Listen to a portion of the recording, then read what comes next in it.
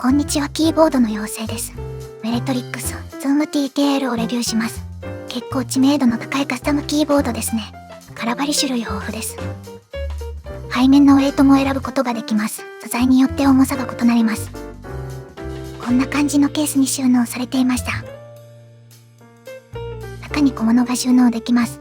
付属品にコイルケーブル、スタビ、ネジや六角レンチ、バッテリー、ゴム圧縮用1組、ガスケットやフォーム類が収納されていました。これは内部のフォームですが使用せずオプション品の内部ウェイトを使用しています。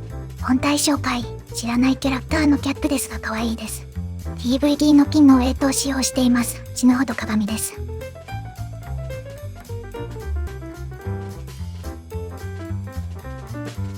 手前の高さはちょうど 20mm でした。続いて分解。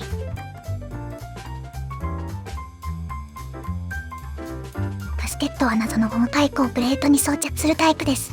フォームは底面からボロンはステンレスウェイト、ボロン、PCB、ボロンシート、ボロン、プレートと並びます。PCB は横一列のフレックスカットです。珍しいですね。分解時に背面からネジを抜く必要があります。ゴム足の裏に隠れています。仕様はこんな感じ。ちょっと前のキーボードなので若干時代を感じます。重量はかなり重めのウェイトを選んで 2250g 程度でした。ずっちりとした重量感になります。プレートと内部ウェイトは別売品。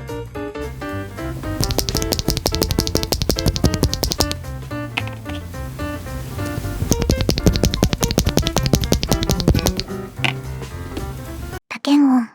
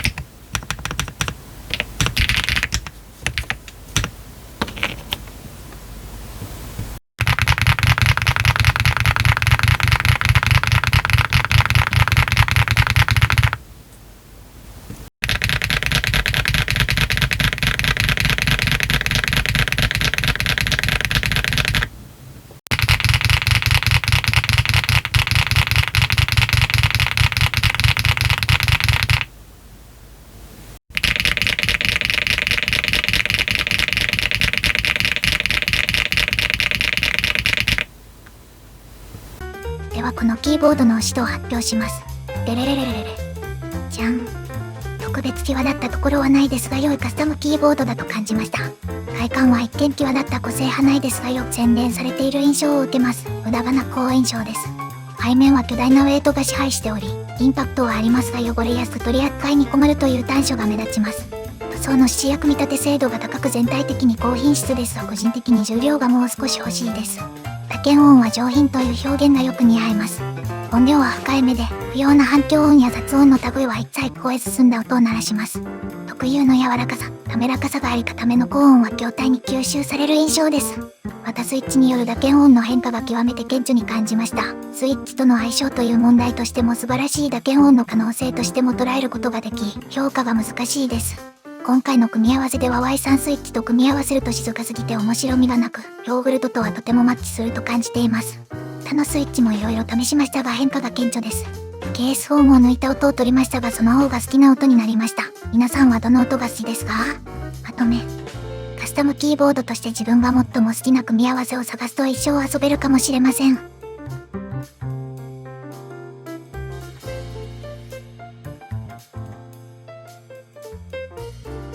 では見てくれてありがとう。Thank you for watching.